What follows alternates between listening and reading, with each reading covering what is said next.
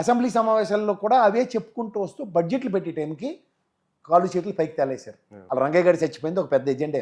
వీళ్ళే పెద్ద సిబిఐలో డెప్యుటేషన్ మీద ఉన్నట్టు ఆడి విషయం పెట్టుకుని ఈ పోసాని విషయం బోరగడ్డ అనిల్ గారు కొత్త మిఠాయి దొరికింది. ఈసారి ఆయనకి పని చేయడానికి కాలు చేయ ఆడట్లేదు. అందుకని ఈ దైద్యాలన్నీ ఎత్తికెత్తుకొని అల్లాని అరెస్ట్ చేయండి, ఇల్లుని అరెస్ట్ చేయండి, అల్లాని పేకండి, ఇల్లుని పేకండి అనే కార్యక్రమం తెరలేకపోయి దారిని పోయిన దైద్యాన్ని ఎత్తికెత్తుకున్నారు. ఉంటే పోతే వల్ల ఏమవుతుంది?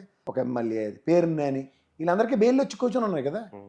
ఈవెన్ వంశీకి కూడా బెయిల్ వచ్చింది, కానీ ఆ కేసు మీద కాకుండా వేరే తపేలా కేసు ఇట్టారు. పోనీ అది కూడా లెక్కలు చెప్పమంటే గుండాకి చేస్తారు. ఒక 1 year అయిపోయింది, ఇంకొక 4 years ఉన్నాయి. జగన్ గారు ఎక్కడికి వెళ్ళినా కూడా అంటే వాస్తవం ఏంటంటే ఇప్పుడు ఆటోమేటిక్గా మన మనుషుల మీద వచ్చి పడుతుంటే వాళ్ళని అరెస్ట్ చేస్తుంటే ఎవరైనా కోపం వస్తుంది. జగన్ గారికి వస్తుంది. నెక్స్ట్ 4 ఏళ్ళలో మేము రాబోతున్నాం, అప్పుడు మీ పని చెప్తాం అంటున్నారు. మరి ఈ 4 ఏళ్లలో మరి ఇప్పుడు వీళ్ళు ఎలాంటి వ్యూహాలు చేస్తున్నారంటారు? ఇప్పుడు ఒకటి మాత్రం నేను చెప్పగలను సార్, చంద్రబాబు నాయుడు గారు అనే వ్యక్తి యొక్క అడ్మినిస్ట్రేషన్ తెలిసిన వాడు ఎవడైనా పని రాక్షసుడు అంటారు. ఆయన పని మీదే ఫోకస్ చేసి వెళ్తారు. ఈసారి ఆయనకి పని చేయడానికి కాలు చేయ ఆడట్లేదు. అందుకని ఈ దైద్యాలన్నీ ఎత్తికెత్తుకొని అల్లాని అరెస్ట్ చేయండి, ఇల్లుని అరెస్ట్ చేయండి, అల్లాని పేకండి, ఇల్లుని పేకండి అనే కార్యక్రమం తెరలేకపోయి అది కూడా ఎవరు ప్రొవకేషన్ బ్యాచ్ ఏదైతే చేస్తుందో దానికి యాక్సెప్టెన్స్ కనబడుతుంది. సింపుల్ ఒక జీవిరెడ్డి ఎగ్జాంపుల్ మీకు చెప్తా. ప్రొవకేషన్ బ్యాచ్ కీల్డ్ అయితేనే చంద్రబాబు నాయుడు గారు ఇన్స్టెంట్గా జీవిరెడ్డి రాజీనామా యాక్సెప్ట్ చేయడం. ఆయన యాక్టివ్నెస్ ఎలా ఉంటుందంటే ఆ సంబంధిత ఐఏఎస్ ఆఫీసర్ని జీఏడీకి అటాచ్ చేశాడు. That's is action plan. That is the original identity of Chandrababu Naidu గారు. అట్లాంటిది ఈసారి ల్యాకింగ్. దానికి తోడు ఏంటంటే వీళ్ళు కాలక్షేపం కార్యక్రమంకి ఎక్కువగా పైపచ్చి ఏంటంటే వీళ్ళు చెప్పిన అబద్ధాలని ప్రజల్లోకి ఒక నెరేటివ్స్ కింద తీసుకెళ్ళిపోయారు. ఏది అప్పులు 10 లక్షల కోట్లు 14 లక్షల కోట్లని. అసెంబ్లీ సమావేశాల్లో కూడా అవే చెప్పుకుంటూ వస్తూ బడ్జెట్లు పెట్టే టైంకి కాళ్ళు చేతులు పైకి తేలేశారు. సో ఇప్పుడు ఈ సంవత్సర కాలం ఇంకో మిగిలిన 4 సంవత్సరాలు కూడా వీళ్ళు చెప్పిన అబద్ధాలని ప్రతిదీ జస్టిఫికేషన్ కోసమే వీళ్ళు విలువైన సమయాన్ని వృధా చేసుకుంటూ ప్రజలకి ఇప్పుడు చూడండి ఈ ఇష్యూ ఎప్పుడైతే చర్చనీయాంశం అవుతుందో, నేను ఆల్రెడీ అలా రంగయ్య గారు చచ్చిపోయింది ఒక పెద్ద ఎజెండా. వీళ్ళే పెద్ద సిబిఐలో డెప్యుటేషన్ మీద ఉన్నట్టు ఆడి విషయం పెట్టుకుని ఈ పోసాని విషయం బోరగడ్డ అనిల్ గారు కొత్త మిఠాయి దొరికింది. అడిగి బెయిల్ ఇచ్చింది కోర్టు, వాళ్ళని ప్రశ్నించేస్తున్నారు. అది చర్చనీయాంశం అవుతుంది. ఇక్కడ బడ్జెట్ సమావేశంలో అప్పుల విషయంలో 5 లక్షల చిల్లర మాత్రమే అప్పులు చేసింది. గత ప్రభుత్వ వడ్డీలు ఎంత కట్టిందో జగన్మోహన్ రెడ్డి పెట్టిన బడ్జెట్లోకి ఈ బడ్జెట్కి కంపేర్ చేస్తూ వైఎస్ఆర్సీపీ అడిగిన ప్రశ్నకి వాళ్ళు ఇచ్చిన సమాధానంలో 5 లక్షల చిల్లరతో తేడతెల్లం అయిపోయింది. అంటే మొన్న అనౌన్స్ చేసిన 4,67 కోట్లు ఎంతో అనౌన్స్ చేసిన దానికి ఈ 1,69,000 కోట్లు ఎక్స్ట్రా వీళ్ళు అప్పు చేసింది వాళ్ళే బట్టబయలు చెప్పుకున్నారు. ఇవి ఎక్కడ ప్రజల్లో చర్చనీయం అవుతారు. బాబు ఇన్నేసి అప్పులు అని చెప్పారు, లాస్ట్ చూస్తే ఇదే ఫిగర్ వచ్చింది. పైపచ్చు ఈ స్పాన్ ఆఫ్ నో టైంలో మీరు చేసిన అప్పే చర్చనీయాంశం అవుతుంది కదా అన్నది ఎప్పుడైతే ప్రథమ ఎజెండా అయిందో పక్కదారి పెట్టించండి అని మళ్ళీ నానాపులి కథ అవుతుంది లాస్ట్కి. ఒక రకంగా అంటే వాస్తవానికి ఏంటంటే నా అభిప్రాయం వైసీపీ ఈ అరెస్టులు వీటిని వీళ్ళు ఎక్కువ ఫోకస్ చేస్తే ఇంకా ఎక్కువ ప్రజల్లోకి వెళ్ళి దాని మీద చర్చ ఉంటుంది తప్ప ఎవరండి అరెస్ట్ అవుతున్న వాళ్ళందరూ జుజుబిగా వీళ్ళు ఎవరు? అవును, వంశీ వాడు వైఎస్ఆర్సీపీకి దారిని పోయిన దైద్యాన్ని ఎత్తికెత్తుకున్నారు. ఉంటే పోతే వల్ల ఏమవుతుంది? అది ఎలాగో గన్నవరం వెళ్ళరు, అండర్లైన్ చేసుకుని తెలుగుదేశం దాని గురించి ఓరి గింజిపోయి చచ్చిపోవడం ఎందుకు? రెండోది ఈ పోషణకి ఏ చిన్న శతకాలు శ్రావణ మాసం సినిమా చూసి ఒకసారి మేధాశక్తి ఏదో ఆలోచించుకోండి. వాళ్ళు అరెస్ట్ అయితే నేటి రామ్ గోపాల్ ఎవరా అందరూ? అదే అంటున్నా, ఇవన్నీ వదిలేసి ముందు దీని మీద దృష్టి పెడితే బాగుంటుందేమో. ఎందుకు దేనికి దృష్టి పెట్టాలి? అలా లీగల్ టైం మా పొన్నవాళ్ళు గారికి వాళ్ళకి అప్ప చెప్పారు. ఈ తలాతోకాలని కేసులు అన్నిటికుంటే పాపం ఆయన నానా తిప్పలు పడుతుండే పెద్ద ఆయన. యాక్చువల్లీ పోసాని గారు కూడా మొన్న రిమాండ్ ఇచ్చినప్పుడు పౌలవారిపల్లి కేసులో బయటకు వచ్చింది ఏంటంటే నాకు సజ్జల స్క్రిప్ట్ ఇస్తేనే నేను చదివా, నాకేం తెలియదు అన్నాడంట ఆయన. అన్నారు టాగుణితమే. మీరు అదే చెప్తా తపేలా ఛానల్ చూస్తే మీరు ఇలాంటి ప్రశ్నలు వస్తాయి. ఎవడైనా కడుపు కన్నది ఎవరిని అరెస్ట్ చేసినా వాళ్ళందరికీ ఫస్ట్ టార్చర్ ఏంటి తెలుసా? ఈ సోషల్ మీడియా వాళ్ళందరూ మీకు నెల జీతాలు ఎంత వస్తున్నాయి, సచల మార్గం ఎంత ఇచ్చాడు, బ్యాంక్ అకౌంట్లు సబ్మిట్ చేసి అవన్నీ వెరిఫై చేసి వీడు ఎవరు లేడు సార్ ఆడి పిల్లికి కూడా బెచ్చం పెట్టలేదు ఎవరికి. ఇప్పుడు జగన్మోహన్ రెడ్డి గారికి ఇవాళ స్వచ్ఛందంగా బయటకు వచ్చే సమ్ సెట్ ఆఫ్ పీపుల్ ఉంటారు.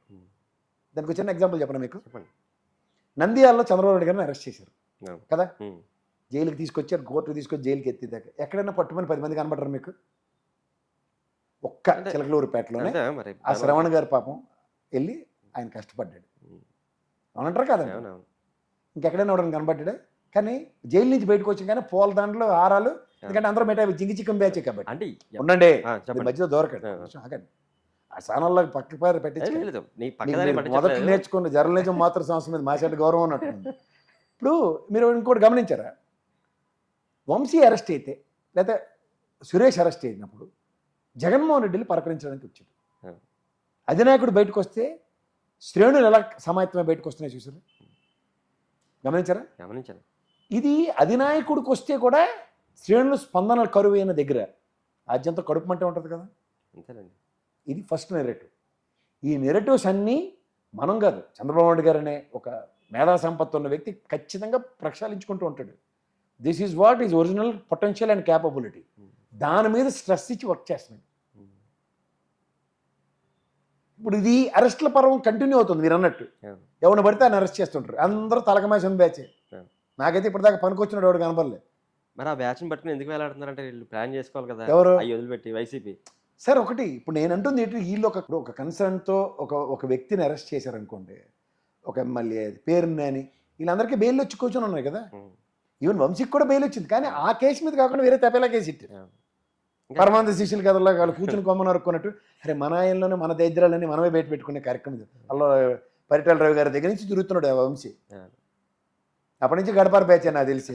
మరేముంది, కొత్త ఏముంది, వాళ్ళ టై దగ్గర ఉంటే ఇష్టమే. అంటే ఈ అరెస్టుల పరం జనాలకి మేము అంటే కక్ష సాధన జరుగుతుంది అని చూపిస్తే మాకు లాభం చేకూరుద్దని వైసీపీ అనుకోవచ్చు కదా. ఎవరు అనుకోరు. ఇది వాళ్ళే కక్షపూరితంగా అరెస్ట్ చేస్తున్నారు. రెడ్ బుక్ రాజ్యాంగం ఓ పక్క చెప్తుంటే ఇంక మళ్ళీ దాంట్లో పోసాని కృష్ణమురళి అనే ఆస్కార్ అవార్డు గ్రహీతని అరెస్ట్ చేశారని ఎవరైనా చర్చిస్తాడు, ఊర్రా పక్క తీయాలి అసలు. అయితే సోషల్ మీడియాలో ఇంకొక రోమన్ నడుస్తుంది సార్, మన బోర్గడ్ అనిల్.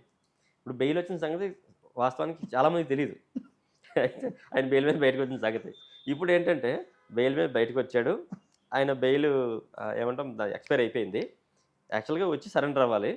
కానీ ఆయన వాళ్ళ అమ్మకి బాగాలేదు అని చెప్పి ఒకటి కారణం చూపించి బెయిల్ ఎక్స్టెండ్ చేద్దాం అనుకున్నాడు. కానీ కోర్టు ఏమో అది తప్పు, ఇది నువ్వు కోర్టును మోసం చేసేలాగా చేస్తున్నావు అని చెప్పి కొట్టేసింది. దీంతో ఆయన అబ్స్కాండ్ అయిపోయాడు, కనపట్లేదని ప్రచారం జరుగుతుంది. ఇప్పుడు బెయిల్ వచ్చిన విషయమే తెలియదు, దానికి పెట్టకథలు యాడ్ చేసి వీళ్ళు నచ్చిన కథలు వీళ్ళు రాస్తే దానికి ఏం చర్చిస్తాం సార్? మీరు ఒక మాట చెప్తున్నాను, ఇవాళున్న పోలీస్ వ్యవస్థ మీకు బొమ్మ అఖిలప్రియ తెలుసు కదా, అలాగంటే ఇప్పుడు సిట్టింగ్ ఎమ్మెల్యే ఇక్కడ మన దగ్గర ఎత్తుకెళ్ళిపోయింది ఒకడిని, కిడ్నాప్ అని ఓ ముసలోడిని. 18 నిమిషాల్లో పోలీస్ వ్యవస్థ చేసి ఇలా పట్టుకుంది. అవునా కదా? ఏంటి అన్నీ మీరు అవునంటారు. ఇవాళ ఉన్న పోలీస్ వ్యవస్థ, ఇవాళ ఉన్న టెక్నాలజీ, ఇవాళ ఉన్న సీసీ కెమెరాల్లో ఎవడైనా తప్పించుకోవడం అసాధ్యం. సో అంచేత ఏంటంటే ఇవన్నీ ఆ భౌగోళిక తపేల ఛానల్లోనూ ఆ దిక్కుమాల పత్రికా పేపర్లో చదివితే వచ్చే చెత్తకి టాగునింతో అనేది చాలా ప్రభావం చూపిస్తుంటుంది. అంటే ఆ పేడట కండిషన్ బెయిల్ అన్నవి కూడా రెగ్యులర్ బెయిల్ అయ్యేదాకా గౌరవ న్యాయస్థానం పరువులో they will be under super మానిటరింగ్లో ఉంటుంది. మీరు అన్నట్టు అమ్మగారికి బాగోలేదు ఎక్స్టెన్షన్ బెయిల్ ఎక్స్టెన్షన్ అవ్వనప్పుడు తిరిగి కోర్టులో లోపటేసిన వాళ్ళే తెలియదు. అయితే సార్ ఇంకొక విషయం, ఇప్పుడు మామూలుగా మనకు జగన్ గారు వాళ్ళ ప్రభుత్వం హయాంలో మీరు అన్నట్టు నేను సంక్షేమం వైపు వెళ్ళట్లేదు, ఎందుకంటే ఆయన చేసిన సంక్షేమం తెలుసు, వివరంగా ఇచ్చారు, బట్టలను నొక్కేసి చాలా బాగా చేశారు, అందరూ తీసుకున్నారు డబ్బులు ఊళ్ళలో ఉన్నవాళ్ళు. అయితే ఇప్పుడు ఏవైతే మన సచివాలయాలు ఇన్ఫ్రాస్ట్రక్చర్ సచివాలయాలు అవ్వచ్చు, లేదంటే ఈ గ్రామ ఏమంటుంది దాన్ని వైద్యశాలలు పెట్టారు కదా, ఇవన్నీ బాగా చేశారు. అయితే నా పర్సనల్ ఒపీనియన్ ఏంటంటే, దాన్ని వీళ్ళు జనంలోకి బలంగా తీసుకెళ్ళలేకపోయారని నా ఉద్దేశం. ఎందుకంటే రోడ్లు ఏమాట కామాట ఏపీలో గత ప్రభుత్వ హయాంలో ప్రధానంగా నేను చూసిన రోడ్లు కొన్ని, ఉదాహరణకి నర్సీపట్నం టు చోడవరం అసలు భయంకరం రోడ్ అది, ఎక్కువగా విపరీతంగా ఏమంటాం వెహికల్స్ వెళ్ళే రోడ్ అది, యాక్చువల్గా చాలా భయంకరంగా ఉంది. వీళ్ళు ఏంటంటే టీడీపీ కూటమి దాన్ని బాగా హైలైట్ చేశారు. అంటే సాధారణంగా జనాలు రెగ్యులర్గా చూసేవి మన సచివాలయాలు అవ్వచ్చు, లేకపోతే వేరే బిల్డింగ్లు అవ్వచ్చు, జనాలు రెగ్యులర్గా చూడరు. జనాలు రెగ్యులర్గా చూసేది వాళ్ళ కాళ్ళ ముందు కనిపించేది, కళ్ళ ముందు కనిపించేది రోడ్లు, లేదంటే ఒక ఏమంటాం వాటర్ పైపులు అవనివ్వండి, ఇలాంటివి. ఈ విషయంలో వైసీపీ ఫెయిల్ అయిందని అనుకుంటాను, మీరేమంటారు? ఇప్పుడు 2014 నుంచి 19 దాకా రోడ్ల మీద ఇన్ఫ్రాస్ట్రక్చర్ మీద లోకేష్ గారు పంచాయతీరాజ్ శాఖ మంత్రిగా ఉన్నప్పుడు వాళ్ళు తీసుకున్న క్రెడిట్ గ్యాప్ కొందా మీకు? రాష్ట్రం అంతా సిమెంట్ రోడ్లు వేసేసాడు ఆయన. సీసీ రోడ్లో ఉన్నాయి. జ్ఞాపకం ఉందా? 1924కి వచ్చేసరికల్లా రోడ్లన్నీ తగలడిపోయి సర్వనాశనం అయిపోయి జగన్మోహన్ రెడ్డి రోడ్లు పట్టించుకోలేదు. ఇదే కదా. మరి అవార్డులు అందుకున్న లోకేష్ గారు వేసిన రోడ్డు బేర్ మినిమం 5 ఏళ్ళు టెన్యూర్ ఉండదా? రోడ్లు టెన్యూర్ ఎంత సార్? ఆల్మోస్ట్ మనకు 20 years ఉంటుంది సార్. సీసీ రోడ్ అయితే ఇంకెక్కువ. 7 ఏళ్ళు మ్యాక్స్. సీసీ రోడ్ సీసీ రోడ్లు అది సీసీ రోడ్లు 20 ఏళ్ళు, ఇది 7 ఏళ్ళు, 5 నుంచి 7 ఏళ్ళు tar road. First 2 years corona కదా. రోడ్ల మీద ఎవరు తిరగబడిపోయి తగలడిపోయి అంటే 3 సంవత్సరాల నుంచి రోడ్లను మొదలెట్టారు కదా. పోనీ అది కూడా లెక్కలు చెప్పమంటే గుండాకి చేస్తారు. 14 నుంచి 19 దాకా 24,770 కోట్లు ఖర్చు పెట్టారు రోడ్ల మీద. ఏది ఎన్డీఏ కూటమి గవర్నమెంట్ తెలుగుదేశం. 34,670 కోట్లు ఖర్చు పెట్టాడు జగన్మోహన్ రెడ్డి. ఏం చెప్పమంటారు? మీరు అన్నట్టు రోడ్లు ఇవన్నీ అన్న దగ్గర దానికి ప్రజలకు అర్థమయ్యే భాషలో నేను ఎప్పుడూ ముఖ్యమంత్రి చేయాలంటే నాన్న స్థానంతో పోలుస్తాను. మీ నాన్నగారు మీకు చిన్నప్పటి నుంచి పెద్ద అయ్యేదాకా చదివించిన చదువుకి, మీకు కొన్న బట్టలకి, ఆయన కొన్న సైకిల్ లేకపోతే మీకు బండి కొన్నా, ఏ రోజు జనాల్లోకి వెళ్ళి నేను నా కొడుక్కి సైకిల్ కొన్నాను, నా కొడుక్కి బండి కొన్నాను, నా కొడుక్కి భోజనం పెట్టాను, నా కొడుక్కి చికెన్ వేసి పెట్టాను వాళ్ళని ఎవరు చెప్పడు. అలా గౌరవ ముఖ్యమంత్రి ఆ స్థానంలో కూర్చుని ప్రజలకు ఏం చేశాడో మంచి చేశాను అనుకున్నాడు. చెప్పుకోవడం అనేది అతని చేతకాలి, పైపించి అతని బాధ్యత అనుకున్నాడు. ఇప్పుడు జగన్మోహన్ రెడ్డి గారికి చంద్రబాబు గారికి ఒకే కంపారిజన్. నేను హైటెక్ సిటీ కట్టాను అంటాడు చంద్రబాబు గారు. నేను సచివాలయాలు నిర్మించాను, నేను ఎవరి కోసం కట్టాను, నేను మీకోసం కట్టాను, నేను ఎప్పుడు జగన్మోహన్ రెడ్డి చెప్పుకోలే. చాలా మంది కనబడుతుంది సార్. మీ 2,200 మంది ప్రజలు సచివాలయం, స్కూలు, ఆర్బీకే సెంటర్, ఆ వైద్య క్లినిక్, ఇంటికి వచ్చి డాక్టర్ కనబడుతుంటే నేను అది మీకు చేశాను అని చెవిలో గులువు తీసి చెప్పాల్సిన అవసరం ఉందా? నేనేమంటా అంటే ఇప్పుడు మీరు చెప్పిన ఉదాహరణ నేను మళ్ళీ ఉదాహరణ నేను చెప్తున్నాను, ఇంకా కంటిన్యూ అవ్వలేదు. ఇప్పుడు ఇవి చేశాను నేను చెప్పుకొని ఏడు సాధించాలా? ఏం చెప్పాడు అతను? ఈ మేనిఫెస్టో చూపించారు, బాబు వీళ్ళు మీకు కొట్టబోయి సేకడ దెబ్బ ఇది నా సావు, నేను సచ్చి మీకు 99% ఏదైతే డెలివరబుల్స్ ఉన్నాయో దీనికి నేను రాష్ట్రం నుంచి ఇన్ని డబ్బులు ఇన్ని తిప్పలు పడితే మీకు ఇచ్చాను, ఇది మీతో అవ్వదు, మీరు నమ్మి మోసపోకండి తప్ప ఇంకేమైనా కొత్త చెప్పాడైనా? లేదంటే అదే ఆ మోసమే పోయారు కదా. ఇప్పుడు రైతులకి ఈ పాటికి అగ్రిగేట్ని 50,000 దగ్గర వచ్చి సార్ వాళ్ళకి గిట్టుబాటు ధరతో కానీ రైతు సాయం కానీ 13,500 కేంద్ర రాష్ట్ర ప్రభుత్వాలు ఇచ్చివి నేను ఏవి 2 టర్ములు ఆల్రెడీ కేంద్ర ప్రభుత్వం ఇచ్చింది ఇప్పటికి ఖరీఫ్ రబీ సీజన్లకి. వీళ్ళు రాష్ట్రం ఇచ్చింది కలిపి ఇవ్వడానికి కాలికేటో నాకు ఇప్పటికి అర్థం కాదు. నిన్న ఫ్లోర్ ఆఫ్ ద హౌస్లో ప్రశ్నలు తెలుసా మీకు? గంటా శ్రీనివాసరావు గారు బ్లూ ఫ్లాగ్ దేశంలో 10 బీచ్లకు ఉంటే ఉన్న మన రుచికొండ బీచ్ ఎత్తిపోయింది. మీకు తెలిసి నర్సీపట్నం అనేది మీ ఊరి దగ్గర వైజాగ్ మన ఆర్కే బీచ్ నేను చదువుకుంది. ఆర్కే బీచ్లో పల్లీలు బజ్జీ తినకుండా కాలు కడుక్కుందాం బీచ్లోకి వెళ్తే గొల్లపూడి మారుతురావు గారు అబ్బాయిని ఎత్తుకెళ్ళిపోయినట్టు మన కూడా ఎత్తుకెళ్ళిపోతుంది. అదే రుచికొండ అనుకోండి, నడు లోతుకి వెళ్ళి నీళ్ళలో ఆడుకుని రావచ్చు. అందుకని దానికి బ్లూ ఫ్లాగ్ ఇచ్చి ఒక గోవా ఆ తరహాలో ఇది ఒక రిసార్ట్స్ ఇవన్నీ పైన కొండ మీద ఆయన కట్టిన గెస్ట్ హౌస్లు, తర్వాత విజయనగర కాంప్లెక్స్, కావేరి, గంగా ఏవో పేర్లు పెట్టారు. అట్లా 5 బ్లాకులు వచ్చిన దానికి ప్రాస్పెక్టివ్గా ఇట్స్ ఎ టూరిజం హబ్ అని చెప్పి బ్లూ ఫ్లాగ్ తెచ్చుకుంది వైఎస్ఆర్సీపీ గవర్నమెంట్లో. వీళ్ళ గవర్నమెంట్లో ఎత్తిపోయిందంటే కందులు దుర్గేష్ గారిని తీసుకెళ్ళి అభివృద్ధి సంక్షేమం ప్రపంచం తిరగబెట్టేస్తే మెటే కబుర్లే కదా, మోసపోయాం లేదా? అలాగే ఆయన శ్రీకాకుళం నుంచి కోన రవికుమార్ గారు 114,000 మెట్రిక్ టన్నుల వరిధాన్యాలు పండితే ప్రభుత్వం కొనకుండా ఇబ్బంది పడుతుంటే ఏం చేస్తుంది ప్రభుత్వం అని అపోజిషన్ అడగవలసిన ప్రశ్న ఆయన అడిగి, అలాగే ఇంకో రెడ్డి గారు, రమణారెడ్డి గారు ఎవరు ఉన్నారు పెద్ద ఆయన, పాపం ఆయన కూడా అడిగారు. సస్యశ్యామలంగా పండుతున్న పంటలు మన శ్రీకాకుళం, విజయనగరం, వైజాగ్ ఈ పరిసర ప్రాంతాల్లో ఈసారి బ్రహ్మాండంగా పండిన పంటలకి గిట్టుబాటు ధర లేదు, పైపచ్చి వాళ్ళని ఏం పరిరక్షిస్తున్నామో తెలీదు. ఇది చూడండి 3 ప్రశ్నలు కనికిల్లట్టు అడిగారు, మామూలువి కాదు. ఎవరు? రమణమూర్తి గారు అడిగారు, బొగ్గు రమణమూర్తి గారు. ధాన్యం కొనడం లేదు, శ్రీకాకుళం జిల్లా ఎక్కువగా వరి పండించాం, ప్రభుత్వ ధాన్యాన్ని కొనుగోలు చేయకపోవడంతో రైతులు తీవ్ర ఇబ్బందులు పడుతున్నారు. అంటే will you accept this government is doing wonders? Tanuku MLA Arimilli Radhakrishna గారు బట్టలు తీసిన ప్రశ్న అడిగాడు ఆయన. జూలైలో సంభవించిన వర్షాలకి, తుఫానుకి పంటలు నష్టపోయిన రైతులకి, పశ్చిమ గోదావరి జిల్లాలోను ఉభయ గోదావరి జిల్లాలో ఎర్రకాలువ వరద కారణంగా ఎంతోమంది రైతులు నష్టపోయారు. అప్పట్లో మంత్రులు ప్రభావిత ప్రాంతాల్లో పర్యటించి, అవును కేంద్ర మంత్రి పర్యటించాడు శివరాజ్ సింగ్ చౌహాన్ గారు, వ్యవసాయ శాఖ మంత్రి. ఇప్పటికి కూడా వాళ్ళకి సాయం అందలేదు. పైపచ్చి మీరు 6,800 కోట్లు అంచనా ఇస్తే ఎంగిల్ చేత్తో కాకిని కొట్టినట్టు పవన్ కళ్యాణ్ గారు నేను కేంద్ర ప్రభుత్వానికి మీకు బ్రిడ్జ్ చేసేసాను, మొత్తం భోగిలెట్టి తెచ్చేస్తానని చెప్పాడు కదా. ఈడ్చి కొడితే 1000 కోట్లు ఎంత ఇచ్చారండి. పైపచ్చి విజయవాడలో వచ్చిన తుఫానికి మీలాంటి వాళ్ళు నాలాంటి వాళ్ళు దాతలు ఇచ్చింది కూడా నోటలు భోజనం పెట్టిన ఆ రేట్ ఎత్తేసారు.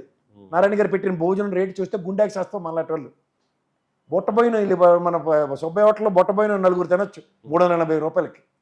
మరి ఎంత భోజనం రేట్లు పెట్టాడో చూడండి. దాతల విరాళాలు ఇచ్చిన దాంట్లో కూడా క్షమాభిక్షలు లేవు వాళ్ళకి.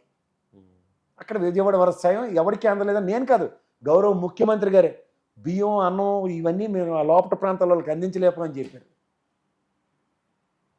అంచేత వీళ్ళకి దండం ఇలాగే కంటిన్యూ 4 ఏళ్ళ పాటు చాడీలు చెప్పుకుంటూ అల్లాన్ని కొట్టి ఇల్లుని కొట్టి ఈయన అరెస్ట్ చేసి కింద మమ్మల్ని బూతులు తిట్టిస్తూ బ్రహ్మాండంగా టీములు వర్క్ చేస్తున్నాయి. టీం వర్క్ అంటారు దీన్ని. మరి దానికి ఆపోజిట్గా మరి ఈ టీం వర్క్ చేయట్లేదా? ఎవరు చేయగలరు? ఇదేమో గవర్నమెంట్లో ఉన్నారా? లేరులేండి, కానీ మరి ఉన్నారు. గవర్నర్ 2 ఏళ్ళ పాటు వైఎస్ జగన్మోహన్ రెడ్డి ఆరంలో సుప్రీంకోర్టు జడ్జి రిటైర్ అయితే మన నెత్తికెట్టారు కదా. కాగితం ఇవ్వగానే అబద్ధాలు చదువుతుండే ఏడు చెప్పాలి, ఇంకెవరికి చెప్పాలి వెళ్ళి. ఈ గవర్నమెంట్ చదివేలేండి. మరి ఎందుకు దాన్ని కాపాడేదానికి ఉత్సవ విగ్రహాలు మన నెత్తికి? మేము చదువుకునే కాలంలోనే చెప్పారు గవర్నర్లు అంటే ఉత్సవ విగ్రహాలే అని. రిటైర్ అయిన తర్వాత ఖాళీగా కాళ్ళ మధ్యలో తిరుగుతుంటే తీసుకెళ్ళి ఎక్కడో రాష్ట్రానికి తగలేడుతున్నారు పార్టీలో.